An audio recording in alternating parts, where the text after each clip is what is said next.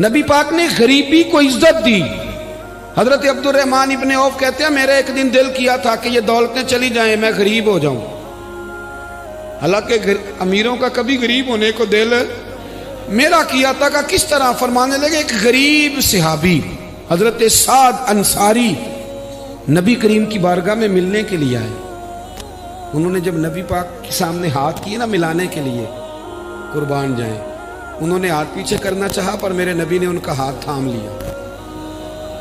حضور نے زور سے پکڑ لیا. انہوں نے ایک دفعہ چاہا, پھر اصل میں آپ سمجھے نہیں نا میں کیا کہہ گیا ہوں, یعنی حضور نے ہاتھ تھام لیا, یعنی نبی کریم نے ان کا اپنے دست مبارک سے ہاتھ پکڑ لیا. صحابی خاموش ہو گئے. حضور نے پھر ان کا ہاتھ کھولا. فرمایا یہ کیا ہے؟ تو وہ رو پڑے, عرض کرنے لگے حضور بچے زیادہ ہیں, مزدور آدمی, پھاوڑے کے ساتھ کدال کے ساتھ کئی کے ساتھ کام کرتے. یا رسول اللہ یہ نہ چھالے پڑ گئے میرے ہاتھوں پہ. حضرت عبد الرحمن ابن عوف کہتے ہیں کائنات نے دھرتی نے وہ نظارہ بھی دیکھا کہ جس رسول کے قدم چومنے کے لیے جبریل جھکے اس محبوب نے مزدور کا ہاتھ چومنا شروع کر دیا. فرماتے ہیں غریبی کو وہ عزت ملی کہ میرا بھی دل کرتا تھا غریب ہو جاؤں, دل کرتا تھا. یہ کس نے ذروں کو اٹھایا اور صحرا کر دی, یہ کس نے قطروں کو ملایا اور دریا کر دیا, یہ کس کی حکمت نے یتیموں کو کیا در یتیم اور غلاموں کو دنیا بھر کا مولا کر دیا. ہم نا اصل میں عزت نہیں دے پائے. ہم نے وہ جو سٹیٹس کا فرق رکھا ہوا ہے نا اس نے تباہی کر دی. نبی کریم کا انقلاب یہ ہے کہ, اور حضور نے نا ایک اور بات بھی ذہن میں رکھی. نبی پاک صلی اللہ علیہ وسلم نے لوگوں کو بتایا ہے کہ گناہ ہوتا ہے. کیمرے لگانے سے گناہ نہیں ختم ہوتے, کیمرے لگانے سے گناہ نہیں ختم ہوتے, چوکیاں بنانے سے نہیں ختم ہوتے. گناہ تب ختم ہوتے ہیں جب احساس پیدا ہو جائے کہ یہ چیز غلط. میرے معاشرے میں گالی کو لوگ گناہ ہی نہیں سمجھتے. بالکل یہ تو کوئی جرم ہی نہیں. حالانکہ حضور صلی اللہ علیہ وسلم نے فرمایا مومن کو گالی دینا اعلانیہ فسق ہے. جو کسی مومن کو گالی دیتا ہے وہ اعلانیہ اللہ کی نافرمانی کرتا ہے. یہ کوئی گناہ ہی نہیں. اب 2 3 5 لطیفے جھوٹے سنا جانا یہ گناہ ہی کوئی نہیں. نبی پاک نے فرمایا مومن بزدل ہو سکتا ہے, کنجوس ہو سکتا ہے, پر میرا مومن جھوٹ نہیں بولتا. آپ سمجھے بات. ہمارے ہاں یہ معیار بن گیا کہ ہم نے گناہ کو گناہ نہیں سمجھا. نبی کریم نے نا انقلاب یہ برپا کیا کہ دلوں کے اندر سے نا میل کچیل نکال کے احساس پیدا کر دیا کہ گناہ ہوتا ہے. احساس, جب آپ کو احساس پیدا ہو جائے نا کہ مجھ سے, آپ یقین کریں مطلب موٹر سائیکل والے کو پجاروں والا جب ٹکر مار دیتا ہے نا تو وہ گر جاتا ہے. تو وہ چونکہ پجاروں میں بیٹھے ہوتا ہے تو وہ الماری کھول کے یا شیشہ نیچے کر کے تو وہ اس کو کہتا ہے کہ اٹھ جا, کیا ہو گیا, مطلب تو دھیان سے نہیں چل رہا. موٹر سائیکل والوں نے تو خرید لی ہے یہ روڈ, چونکہ وہ پجاروں پہ ہے, لہذا وہ غلطی بھی کرے تو پھر بھی وہ تسلیم کرنے کو تیار ہے.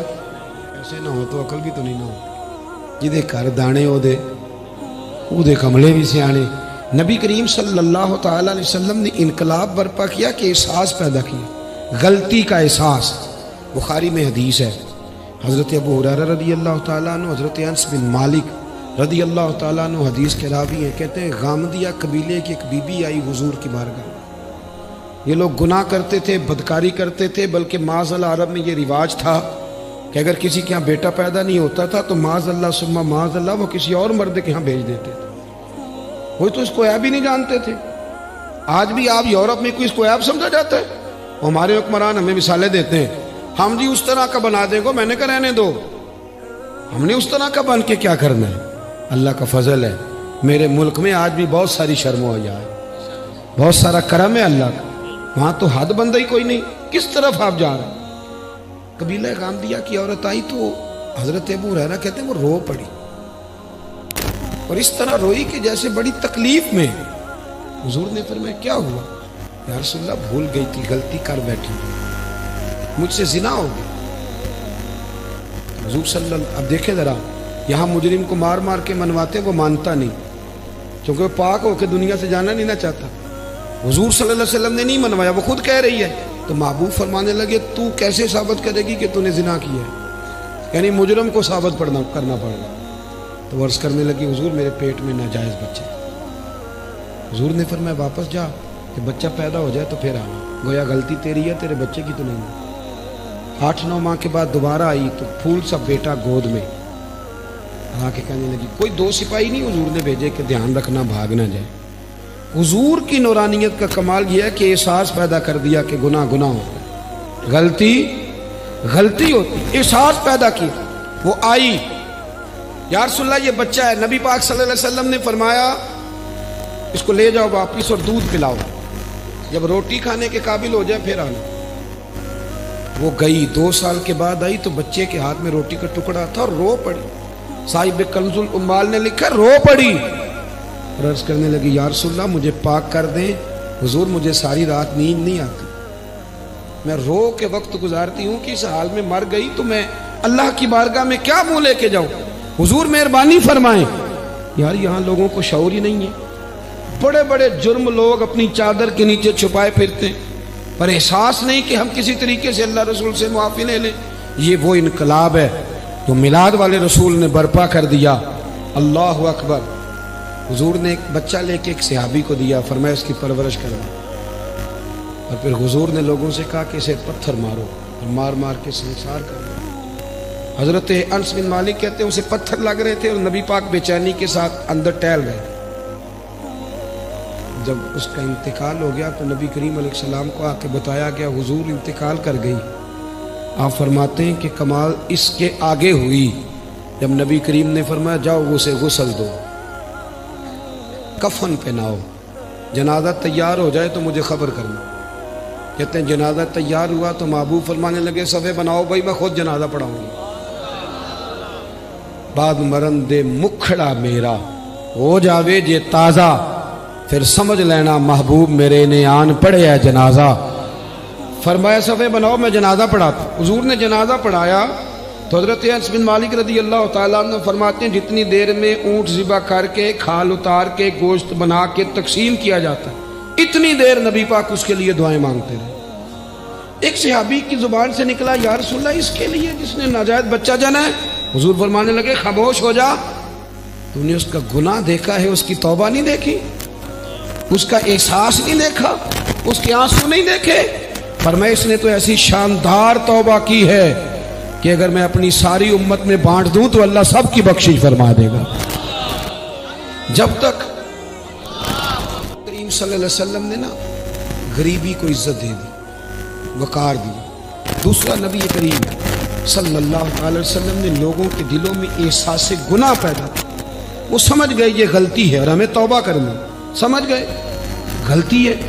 ہمارے ہاں جب تک یہ احساس نہیں پیدا ہوتا کہ میں غلطی کر رہا ہوں، بہت سارے لوگ آ کے کہتے کہ پیر صاحب مجھے یاد تو نہیں کبھی کسی کا برا چاہا ہو، یاد تو نہیں کبھی کوئی ایسا کام میں کہ ابھی تو بڑا ولی اللہ بنا، اتنا بڑا دعویٰ کر گیا کہ تو نے کبھی سوچا بھی نہیں غلطی کا، تو پھر مطلب یہاں آنے کا کیا معنی تھا؟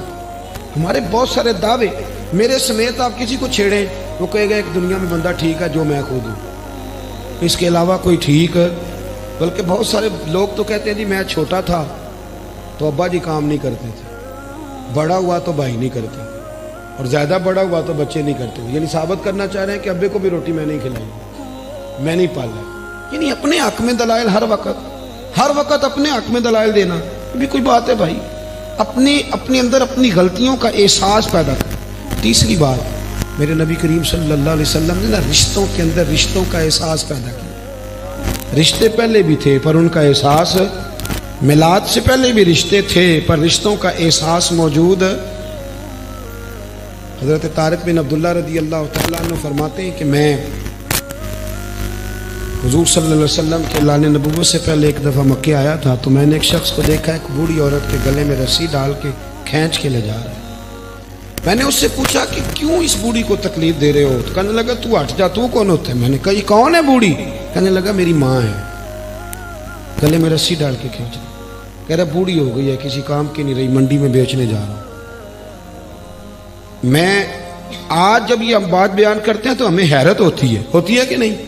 بولیے، یہ آپ چلے جائیں، صرف 7-8 گھنٹے کی فلائٹ ہے، یورپ میں پہنچے، جا کے دیکھ لیں، بچہ 18 سال کا ہوتا ہے تو ابے کو فارغ نہیں کر دیتا، وہ آج بھی کوئی احساس رہتا ہے؟ باقی کوئی ایسی ٹینشن ہو، اس پر سیمینار ہوتا ہو، اور ماں باپ بچوں کو نکال دیتے، کہتے بھی تیری 18 سال عمر ہوگی، اب تو نکل جا کے اپنا کچھ سوچ۔ اس کو ہمارے ہاں حیرت سے اس لیے دیکھا جاتا ہے کہ ہم میلاد والے رسول کے ماننے والے